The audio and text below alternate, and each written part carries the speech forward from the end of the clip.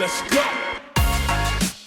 Good morning, M&Ms, and welcome to M&M in the Morning. I'm here with Mercedes. Good morning, Mercedes. Good morning, Misty. How are you? I'm good. I'm following this story.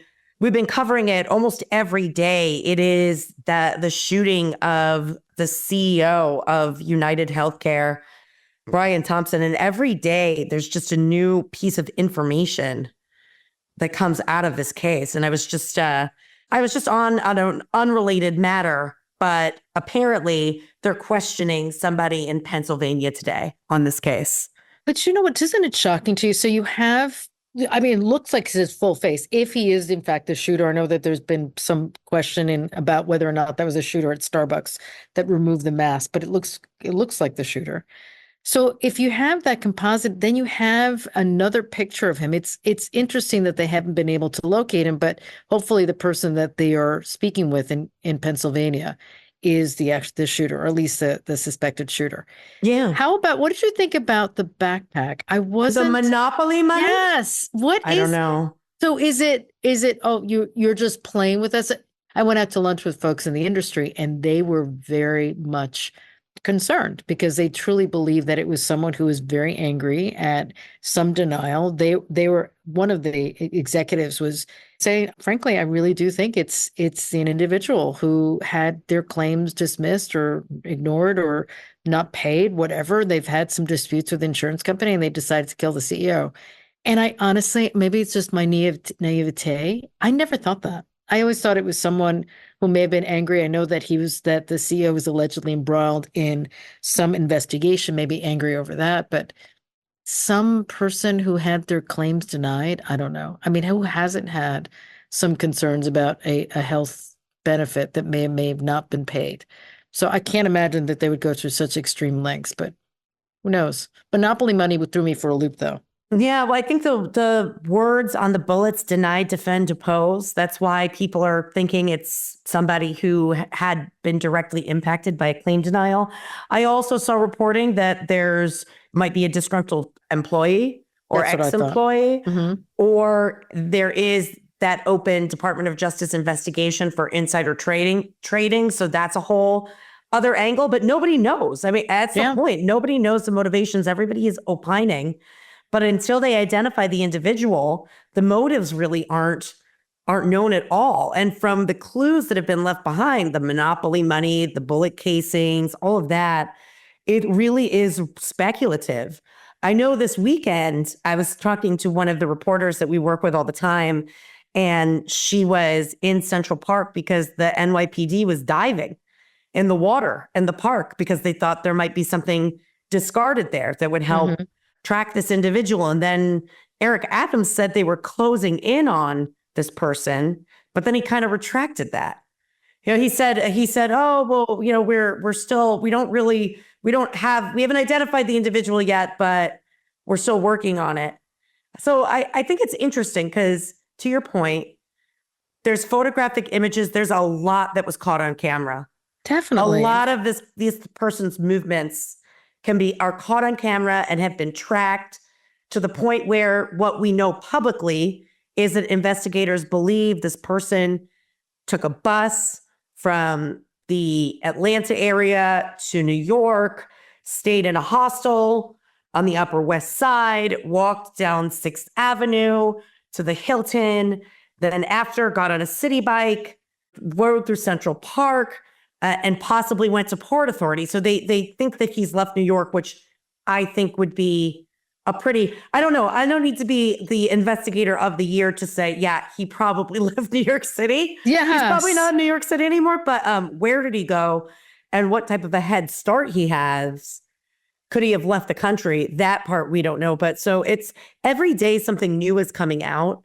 Do you know what's a little odd, too, about this? And actually, it's a New York Times article. Did you see this article? It says, in a grim twist, some root for the suspect in the United Healthcare shooting as some sort of folk hero. There are people out there that think this is kind of cool. And then I saw some postings of individuals saying, well, he's kind of cute. He just killed someone. What are you talking about? He just killed someone. What? But whatever. It sounds very judgy. Sorry, M&M's. It does sound a little judgy. I just, anytime that there's this kind of rare twist in a case, it takes me off guard. And it definitely took me off guard. I would not be looking at someone who just allegedly killed someone and say, well, he's kind of cute. So who cares? Yeah, I It's a mean, bad boy to the ultimate. I guess. Exactly. I guess. It's kind of crazy the way that it happened, and it's just so brazen. Hmm. And it seems to be that there was at least a concerted effort to leave behind that backpack. I'm opining, Sure. and I'm basically putting together the information that investigators have publicly disclosed. Right. But to have the backpack, there's really nothing in it but, this monopoly money. There's nothing of note in it. But that has to be something. Why else leave it behind, right? Right. And pulling down the mask at some point when there's been such great effort to keep the mask on, and we know that from the individuals who had seen the person of interest at the hostel. Then to pull down the mask, and we have so many cameras in New York City. I mean, that's really one thing that's pretty amazing about the level of investigation that's happening right now, because there's so many different cameras to pull from. Yes. We know this because obviously we're in New York and we see it and we work with law enforcement officials on matters, but there are cameras everywhere. Do you think the shooter is a hired hitman? And there was some clues. I mean, I had spoken to someone who who's a ballistics expert. And I asked about the jamming of the gun, because apparently you saw it on the video. And frankly, the video was very disturbing. Would not recommend you watch it unless, and if you do, then just be forewarned that it's pretty gruesome. But the gun does jam a few times, and he then recalibrates the gun or does whatever. But it looks to the person like myself who really has no experience with guns, that it was done in a pretty awkward way, not someone that actually handles guns effectively. I received a totally different perspective from those who do handle guns and are experts in their own right handling these guns. That was done very efficiently and with expertise. So I had initially thought that it was not a hired hit, but the two clues that I started to notice, one was when I spoke to this individual, this expert, and they talked about the gun use, and the other was the fact that witness was not killed. I mean, she was standing right there when the CEO was shot multiple times. So those were the two clues that at least confirmed in my mind that it was possibly considering a hit. Yeah, I don't know. I wouldn't take anything off the table yet because we just don't know enough. But There's been a lot of back and forth about that gun. So to your point, at first, and I was also on air with a couple of ballistics experts as the story was breaking, and they talked about how that was somebody who handled the jamming of the gun, or that particular gun had to be I don't know the terms, but had to that action needed action needed to be taken, and that person definitely knew how to do it. Then there was reporting that it was that the gun might have actually been a veterinary pistol. Now the reporting, it's changed. Over the past 3 days, the reporting has changed, and I don't think sitting here we necessarily know what the outcome is, but they're talking about now, at least as far as the reporting is concerned, that the weapon that was used is actually a very, very unique weapon. There's not that many of them. And that's what led them to this individual that they're now questioning. And I don't know if this is a person of interest or if this is a potential witness. Maybe it's somebody who provided the gun. Or who understands where it could have come from or something. Maybe it could be anything. The only reporting right now is that they're speaking to somebody who has a connection to this very, very unique piece of equipment. Right. And that's what they're doing in Pennsylvania. And that's reporting from the last couple of hours. So it keeps evolving. And I think as investigators are getting more and more information, it's trickling out to us. Now, that being said, I have to believe. I don't know if this is true. No one will confirm it. I tried to get some info from some sources, but they're being very tight-lipped right now, especially since there's a manhunt. This person's on the run. They presumably want to keep some information back so that the individual doesn't get savvy to the fact that they're close or closing in or know where he is or whatever. But The reporting right now is saying that police are questioning this man in Pennsylvania because of his possession of a unique weapon police believe the shooter used to kill Thompson last week. So that reporting is from NBC4 and ABC7. Those are local stations. So what that leads to, that's going to be the next step. But they don't want to clue this guy in if they're closing in. So I was speaking to some of the individuals that I am connected to at the NYPD. And my gut is saying that whatever we know, they know so much more. Oh, definitely. They are really playing it close to the vest with what they're releasing publicly. There's intense public interest in this case, but they're not really providing all the information they have. And that's because you're talking about somebody who is currently still on the lam that they're pursuing. And so they don't want to undermine their own investigation or their own ability to find this guy and to bring him in and to arrest him. But I would say this reporting about questioning someone in Pennsylvania with respect to the weapon, that's been the closest tie, I think, to understanding where they are in the investigation. That's a pretty huge development. That's enormous. And it will likely lead to more clues as to whether or not this individual was involved. And if he or she was involved, and if he's not that individual, it may lead to the ultimate shooter.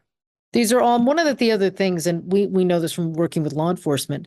They don't like a lot of details out in the public because so much is learned during those discussions and interrogation. And sometimes they're looking for the clues that only the killer knows. So the more public information there is, that would compromise the investigation in that way, especially during the time that they're questioning individuals that may or may not be involved in the crime. We've seen that with others that have been arrested in very high-profile cases. When we're talking about the students that were killed in Idaho, the investigator said that there were certain clues during the discussions during their investigation that led to the arrest. You're absolutely right about that. We'll just have to keep an eye on this one. I have a feeling, meanwhile, I got this wrong. I thought this would break wide open during the weekend. I really did, because I thought that once you have the facial recognition technology, once you have the face and you're able to use that type of technology. And we had it. We have it. I mean, presumably that's a person of interest. That's at least somebody, who knows, it's at least somebody that the police would want to talk to, right? It's at least somebody. No one says that they actually committed the crime. And that's one thing that we're very clear on. This is just an investigation. Anyone involved, it's just being investigated as to whether or not there's any involvement. No one should come to conclusions about anything that's being said publicly unless law enforcement prosecutors come forward and say, we have arrested someone who we believe committed this crime. Right. Okay. So here's just another nugget that came out of reporting. This is at CBS News. So first of all, the FBI is engaged and involved now. The U.S. Marshals are engaged and involved now in the investigation. And police believe the suspect used a B&T Station 6 pistol to carry out the shooting. And now the reporting is that they're speaking to somebody in Pennsylvania. But over the weekend, the reporting was that law enforcement was in Connecticut at different shops trying to identify where that particular gun was purchased, because it's rare and unique. So this is all stuff, Mercedes, that I'm like, we're not going to know until we know. Exactly. Because if you're talking about somebody, a murder for hire, basically, we covered these cases. I wouldn't have expected the use of a rare pistol. No, I would not have expected 2 power bar wrappers left in a garbage can. I wouldn't have expected, taking down of the mask. I wouldn't have expected the backpack full of Monopoly money. I wouldn't have expected any of that. I would have expected somebody who's there and then disappears. Right. We've seen Stranger Things, though, Misty. There's yes, we have. We've covered Stranger Things. So really, it will all develop in due time. One thing for certain, there are a lot of resources focused on this murder. So we will probably expect there to be a significant break. I'm in full agreement with you, Missy. I think that's a significant break to have found the weapon, at least a suspected weapon. has these unique properties, it's just going to close in. And if I were a betting person, which I'm not, it will be some point, I would think, this week or next, when they'll be even closer to who that person, identifying that person. Yeah, I agree with you. I think it's probably pretty imminent, but we'll just have to wait and see. In the meantime, we have other cases that we need to cover. So, all right, M&Ms, let's go. Are you ready for this? Are you ready for this? Are you ready for this?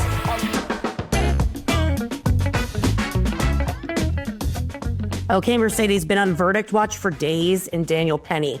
Actually, days and days and days. Friday, huge surprise. The jury deadlocked. Prosecutors withdrew and dismissed with prejudice the manslaughter charge against Daniel Penny, leaving only criminally negligent homicide, which is the lesser included offense. The judge, over the defense objection, allowed the jury to deliberate on that charge today. Right this morning, Monday morning, the jury convened at 9:45 a.m. I'm fresh off my live coverage of the verdict being read in the courtroom. The verdict coming back on criminally negligent homicide, not guilty. Unbelievable, Misty, because literally your M&Ms, you're getting our unvarnished reaction. We have not had chance to process, talk about it. This is our unvarnished reaction to it. You literally just got off the press. I saw that. I'm about to go on in a little bit. It's pretty amazing. I mean, I thought that I did not, number one, a couple of things. One, I didn't think the jury's going to come back this quickly. I thought they were going to take their time going back through the analysis of criminal negligent homicide, which is different than manslaughter. You should have known the risk as opposed to knowing the risk and disregarding it under manslaughter. I thought for sure that they were going to take some time. Were you shocked? So, a couple of things. First, I was surprised. If I had been betting, I would have thought this case was going to result in a mistrial. And I say that because clearly, if some people wanted to convict Daniel Penny and some people on that jury wanted to acquit Daniel Penny, it seemed to me that the root disagreement was whether or not his actions were justified. And if they were arguing over whether or not there was justification, which is a full defense, right? It's full self-defense, defense to the case. If that was the root cause of the deadlock, then that exact same argument would apply to criminally negligent homicide. It isn't different. Exactly. And so when prosecutors were able to kind of procedurally manipulate this case, by the way, not even sure if that was appropriate under the rules. Nobody is, because it's a novel issue that would have been an appellate issue had he got convicted, but now it's moot. But, you know, then they're putting criminally negligent homicide on the table on Monday. And to me, nothing had really changed except one thing. And that's why I thought it was going to be a mistrial, right? I thought, well, if they didn't agree on justification to begin with, then what's going to change that analysis now? It's the same element for both. But I'll tell you what I think changed.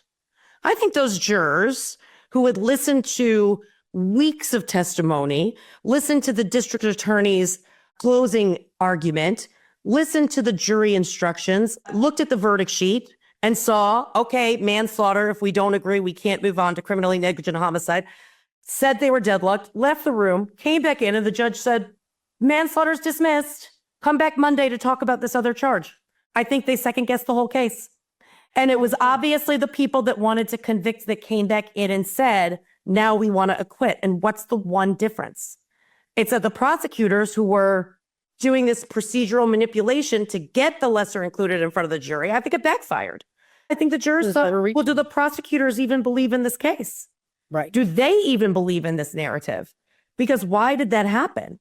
And they're not supposed to look at the media or anything like that. And by the way, they're not privy to the arguments that went on in the courtroom where the defense laid all of those issues with the judge's determination out. But you don't think that they had the full weekend to kind of sleep on this and then come back into the courtroom Monday morning, 9:45 a.m. And by 11 something, the holdouts, the people that wanted to convict him of the higher charge are now saying not guilty? I really think it was that. That's the only factor that changed. That's such a great point, Ms. Dane. It makes such perfect sense. I mean, once you undermine what they have been living through, I mean, we're just covering it for an hour or two a week. These jurors suspended their lives for 6 weeks.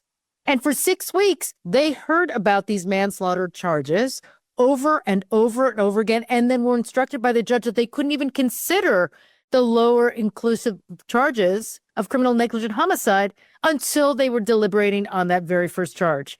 And one of the things that I'd heard, and one of the other podcasters, I thought this was very important. It was interesting because you and I talk about when you put your client on the stand. If you have criminal negligent homicide, he may have actually taken the stand. But why would he have taken the stand and when he's facing manslaughter charges? 15 years in prison. Yeah, well, it changes the whole game. Dynamic. Yeah, It changes the entire game. And that would have deprived him of due process. So you're exactly right. This key issue, the judge changing the rules of the game, changing that instruction would have been the basis of a successful appeal had he been convicted. No doubt. No doubt. Even the judge, when he granted the prosecutor's motion, the quote was, "I'll take a chance on this," because the prosecutor was asked to present some case law to say that that was a proper act instead of calling a mistrial, that allowing the jury, when they're deadlocked on that higher level charge, allowing the prosecutor to dismiss it with prejudice and then moving on to criminally negligent homicide. The whole thing was not really supported by case law or any precedent. So the judge went into that decision saying from the bench, well, I'll take a chance on it and we'll put this in front of the jury on Monday. And the reason from a defense perspective, no matter who the defendant is, that it's problematic, because on one hand, it was great for Daniel Penny, because if this case resolved in a mistrial, manslaughter charges, the higher level charges, could have never been resurrected. Right. So Because they were dismissed. Correct. It was dismissed with prejudice. So they never could have been resurrected. So that really changes the terrain of what a retrial would have looked like, because it could have only been criminally negligent homicide. Top penalty is 4 years as opposed to 15 years. I mean, huge difference, right? But that being said, putting that lesser included offense in front of the jury when manslaughter, they could not come to a consensus, and therefore under any other circumstances, it would have been a mistrial, was basically asking for a compromise verdict, which just so people understand what that means, a compromise verdict, it happens sometimes when there's a lesser included charge that is part of the case. And it's almost a way for jurors, if they're at odds about which way to go, to compromise on something that's a lesser charge than whatever the higher level charges are. And what it is basically asking the jurors to put aside what they think should happen, put aside what their convictions say, put aside what they believe is the right outcome, and basically just agree. And it's something under the New York rules, and the rules in every other state says you should avoid a compromise verdict at all costs, because that is not justice. But the argument against what the prosecution did was it was pretty much asking the jury, taking away the manslaughter charge, putting this other charge in front of them to consider only on Monday, with sort of like an elbow, according to the defense, from the judge to say, well, now just consider this one. And it was a problem from a defense perspective. Definitely. Because it was asking the jury to basically, okay, you're deadlocked, so compromise on this criminally negligent homicide. But it totally backfired. And by the way, that's not on the up and up from the prosecutors either, because prosecutor's job isn't to get somebody or to secure a conviction. It's to pursue justice. So there was some criticism. Whatever way anybody thinks this should have come out, there was some criticism about that procedural move, especially when there's not a precedent for it in the law, right? So we know that was going to be an appellate issue. But that's why I go back to jurors are people. Right. They're making a decision on the evidence in the courtroom. But just like we were all surprised on Friday when manslaughter was taken off the table, I'm sure they were quite surprised as well. Sure. And then they had a whole weekend to kind of think about, what the heck does this mean? And we don't know the breakdown. I'm hoping that we hear from some of the jurors about, was there one holdout? Was it 50-50? Was it, what was it? What was the breakdown? Because the manslaughter charge was obvious, and we just mentioned it before. A manslaughter charge, there were those, may have been one or more, that wanted to convict on manslaughter, Yes. which was The point where they deadlocked. We're at the point they deadlocked. where they would not move from it, and the judge did the Allen charge, which we know, and we talked about it on air, how problematic the Allen charge is. It is in it of itself doing that type of charge. That's why the defense jumped up, started saying to the judge, there should be a mistrial. You are bullying the jury in trying to come to a decision. They're telling you they can't come to a decision. That Allen charge is bullying. It shouldn't be done. Obviously, it fell on deaf ears. The Allen charge was still done, and yet this is when they came back and said, we just can't reach a verdict on manslaughter, which is why we did all these significant changes. But one thing missing all of this, I do hope that at the crux of this case, the mental health crisis is addressed by the city of New York. We have to do something. You and I are New Yorkers. There's lots of M&Ms that listen to us are New Yorkers. We see this type of encounter, not the extreme that happened on that train car necessarily, but we see these types of encounters with individuals that clearly are in a mental health crisis. New York City, mayor, all of those that are involved, all of the politicians that are involved that can do something, have to do something. The fact that Daniel Penny has been exonerated doesn't wipe away the real crux of this, which is also coming from the jury. This was a justified act by Daniel Penny because Jordan Neely was in this serious mental health crisis. Something has to be done. It can't fall to the wayside and said, okay, we're done. Justice is served. Jury made the render the decision. No, something has to be done. Certainly. And that's emphasized, but what came out during the trial that Jordan Neely was actually in a program, a hospitalization. He was being hospitalized. He was in a mental health program. He was getting that help, but he left and there was a bench warrant open for his arrest, but he was never brought back to the facility.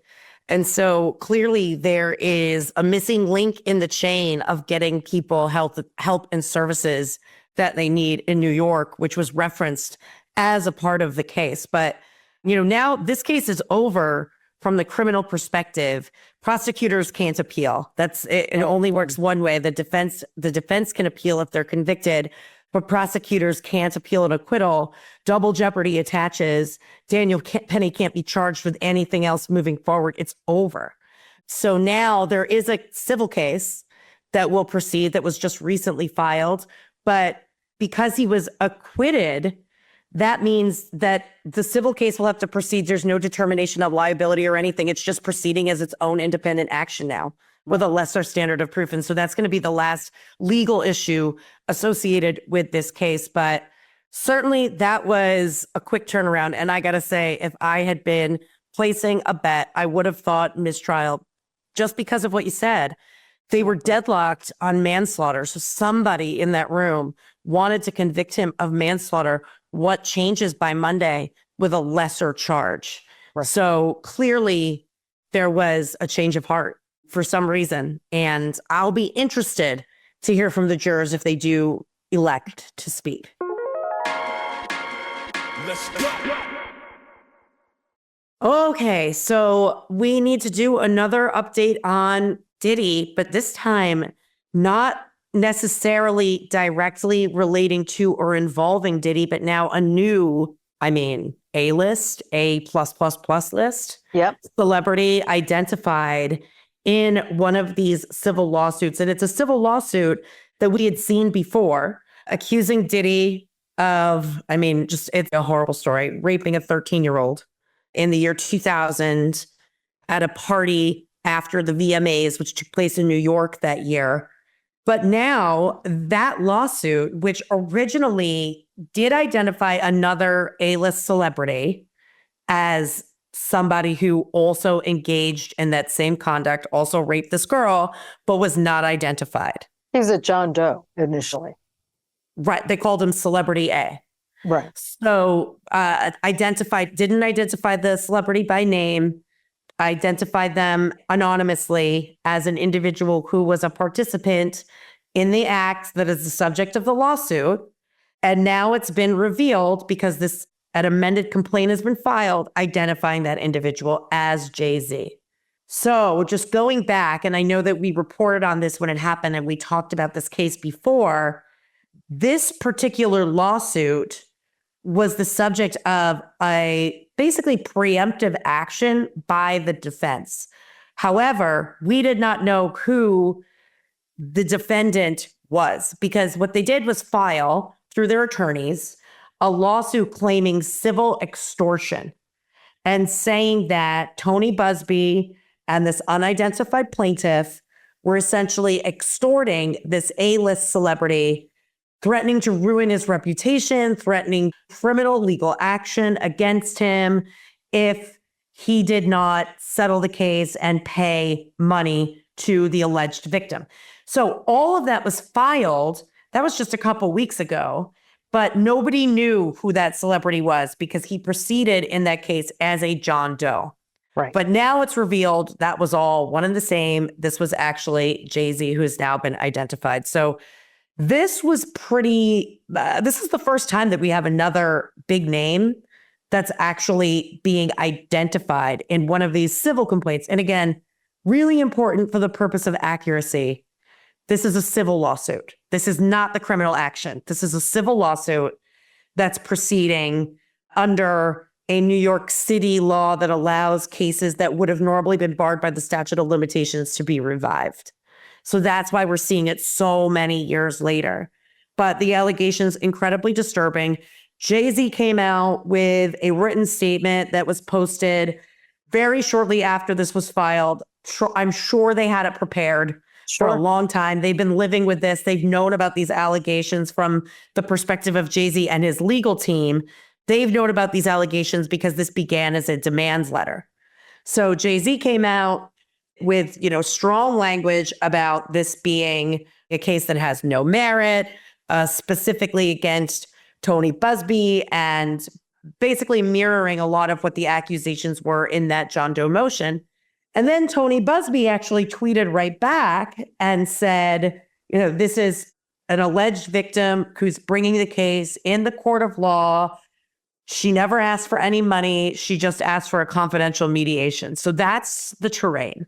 So I want to read, I think it's a great segue to what Busby actually put on Twitter, because it's exactly, it is really rings sort of, I would say, my humble opinion, basically a little threatening. He says, since I sent the letter on her behalf, Mr. Carter has not only sued me, but he has tried to bully and harass me and this plaintiff. His conduct has had the opposite impact. She's emboldened. I'm very proud of her resolve.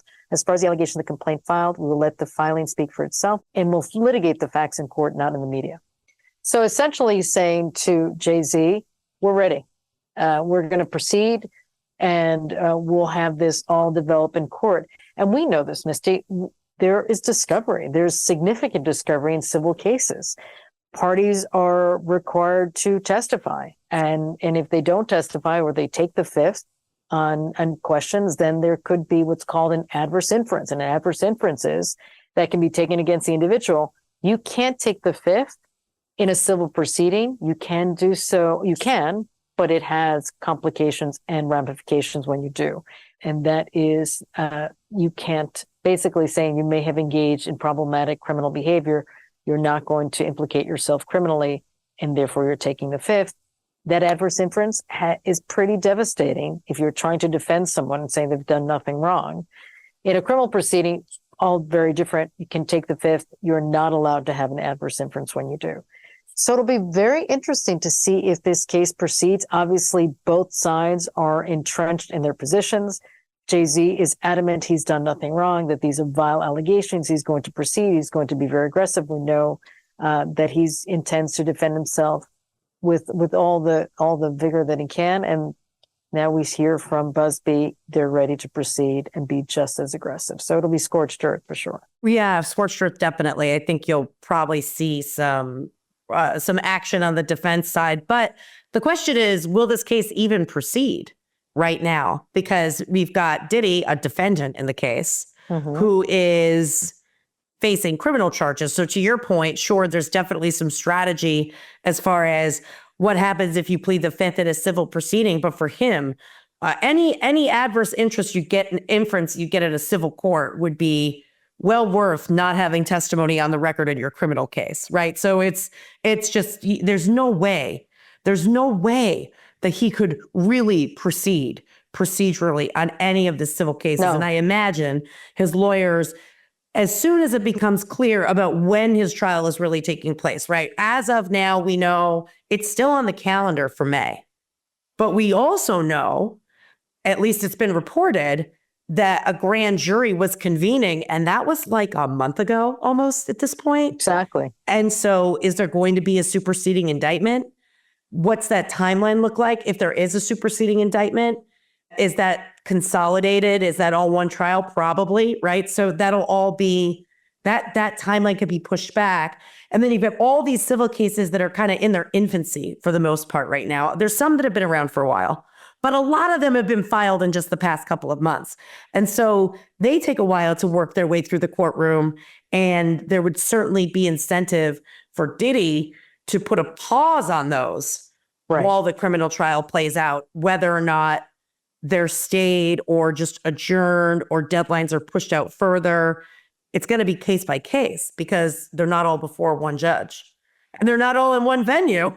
It's being reported on Billboard, and this is breaking right now, that Jay-Z fires back in court at extortionate Diddy rape lawsuit, says the accuser must reveal her name because right now she's a Jane Doe. And apparently there's a filing. I don't know what time this was reported, but it's reported in the legal news and Billboard. It doesn't say the time, but it's being reported that is just hit the press. So it's a motion filed less than a day after the shocking case was filed. So it looks like this motion was just filed, but there's a motion by the defense to require the Jane Doe in Jay-Z's case to have her name revealed. So two things that are going to happen, and you know this, Misty, obviously and great points about this criminal proceeding with Diddy will implicate the progress of this civil case in Jay-Z. We will likely see a motion in all our cases when there are companion criminal cases. Misty and I routinely make a motion to stay the civil proceeding while the criminal proceedings proceed. So obviously that's happening. But in the meantime, it looks like Jay-Z's lawyers are already fighting back pretty aggressively and looking for the identity to be disclosed of the individual who claims that she was raped when she was 13. Right. And that's the exact same motion that Diddy made, that his team made in many of these cases and was granted in a few of them. The court actually required the alleged victims to identify themselves in the caption, meaning so that their identity is public as the case proceeds. So that's not an entirely surprising move by Jay-Z's team to, from a defense perspective, to make that motion, especially when there's been some precedent and in some cases, the individuals have been directed by the court that if they want to proceed, that they have to proceed using their name as opposed to anonymously. So that's the next step. And now that we know that he was the one who had made that motion, that civil extortion motion, which was not filed in New York, by the way, it was filed in California, will there be some kind of counterclaim? This is, to your point, Mercedes, you're going to see scorched earth litigation here. But will these cases really have legs right now, or will they take a while to work their way through the courtroom? And what does that mean for the criminal case? Who in these civil cases have the U.S. attorneys been in touch with? Who have they interviewed? Who is possibly a part of the criminal case? We don't know. We don't know any of that. We just know that a grand jury was convening more recently and that there's the possibility of a superseding indictment and there's a ton of civil cases flooding in and that the prosecutors had left that door open right from the beginning, that if there were other alleged victims, that they wanted to speak to them and hear their stories. And whether or not that becomes part of the criminal case truly depends on the factual scenarios with each individual person and whether or not there's evidence that exists to support it. Because the problem with these cases, forget who we're talking about, forget about A-list celebrities, forget about that. Right. When these cases are so old, when these cases are 20 years later, 20 plus years later, they can be difficult to prosecute, meaning the plaintiffs have a difficult time proving their case. And they're also difficult to defend. They're just difficult cases. Exactly. So one other point too, Misty, which is great that you mentioned the lead prosecutor at the Southern District of New York. That was Damian Williams, who was very aggressive in those press conferences and did make an outreach to the public in the event that they too believe that they were victimized by Diddy and the criminal enterprise underneath him to please contact him. So there might be so many individuals that are cooperating with the federal prosecutors. Damian Williams resigned, and believe the date of his resignation is November 25th of this year. So under Pam Bondi, who's the new incoming, if she gets approval by the Senate, she will be the sitting U.S. attorney. We'll see who will be the top prosecutor at the SDNY, which could be another change. And it could also lead to another delay there's no delay yet, but it could lead to a delay of when Diddy's trial actually proceeds. The trial is supposed to proceed in May, as you said before. We keep saying probably going to be pushed back. Yeah, more likely than not, it'll be pushed back, but we'll have to see. And in the meantime, M&M's what to look out for. These civil cases, some of them might start to get legs, as Mercedes said. Keep an eye out because you might see Diddy's defense team making motions to stay those civil proceedings pending the outcome of the criminal case. And there'll be an analysis because some of the civil cases, while there might be similar allegations, there might not be witnesses or anything overlapping that's directly related to that criminal case. We don't know yet because there's so many different civil cases that have been filed in just the recent months. So that's something to look out for.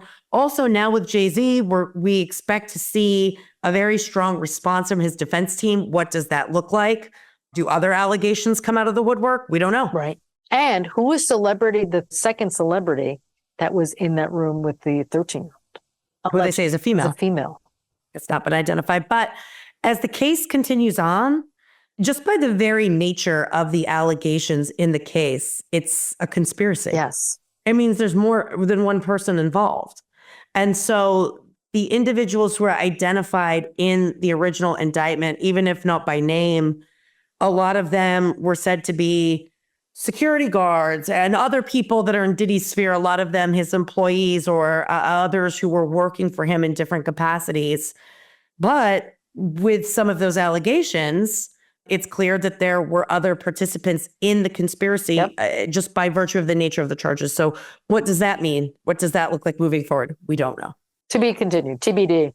To be continued, TBD. Okay, now time for coffee and cases. Let's go. Okay, so I hadn't seen this story, but our producer sent us an interesting story today about a woman in Canada who shows up to somebody's house responding to a Porsche sale ad. So goes to somebody's house to buy a car. And she shows up at this person's house in Ontario, Canada, and she actually stole the car and in the process ran him over. So the video is crazy because it's just so brazen. Oh my gosh. It's so brazen. So she comes to the house, she's on camera, right? And she asks, oh, can I just take a look at it? And then in the video, this must be a Nest or Ring doorbell or something type camera on the house. Because you can hear her too. I mean, you can actually hear her conversation. Yes, you can hear a conversation and sounds very pleasant. The man lets her in the car and he's walking around the back of it, presumably to go to the passenger side door. And she just guns it out the driveway. Apparently, he was a sustained injuries, which, by the way, if you look at the video, very lucky that he didn't sustain more severe injuries for what it looks like, because this girl just ran right into him. So thankfully he's okay. It looks like she was found though, right? So she was arrested on multiple charges, including dangerous operation of a vehicle causing bodily harm, theft of a motor vehicle, failure to remain after an accident resulting in bodily harm, driving without a license. Holy moly. And she's 18 years old. That little stunt's going to change her life forever. Well, she's actually quite lucky that he wasn't more seriously injured. I just played it, and she literally just ran him over twice when she reversed the car and then ran over him again. It looks like from the video. It's pretty disturbing, but he stood straight up. Must have been pure adrenaline. So there was also an accomplice, this article says, an accomplice parked across the street from the victim's home in a gray Bentley was also involved in the theft. The stolen Porsche was located after it was found abandoned. And ultimately, she had turned herself in. And police said that Bradshaw has also been charged with prior fraud-related offenses. Oh my gosh. What? This is a troubled young girl, and she's only 18. If only she would use all that brain power to do something useful in her life. She could rule the world. Instead, she's taking it in a very dark place. Misty, one thing, there's breaking news. They have a suspect in custody in the healthcare case. Yep. So we're still in copying cases, but there is a break so significant that it's being reported that there is a suspect in the United Healthcare murder of the CEO of Brian Thompson. He's been arrested. There are no other details other than there's been an individual suspect who's under arrest. I'm seeing the person was taken into custody in Pennsylvania. Yep. So we know that the investigation had brought authorities to Pennsylvania. Wow. All right. There you go. I wish we had now made the bet because we both said that we thought it was probably imminent. I know. And it was more than imminent. We could have had a free It was Starbucks. actually- We could have M&M. Yeah. Hey, happy to accept a free Starbucks. It was happening. It was actually happening while we were talking about it. Well, interesting. Well, we shall see what happens with that. And if we get more answers or information about what possibly motivated this individual now that they have someone in custody. But we'll have to see. That's all we know. I want to know the explanation behind the monopoly money. Really. I'm so intrigued by that. Well, apparently there's going to be a press conference at some point soon. Great. Regarding the CEO manhunt and someone being apprehended. Perhaps we'll learn a lot more in that press conference, and we will update you all about whatever we find out. Wonderful. Thank you, M&Ms. Bye, everybody. Let's go.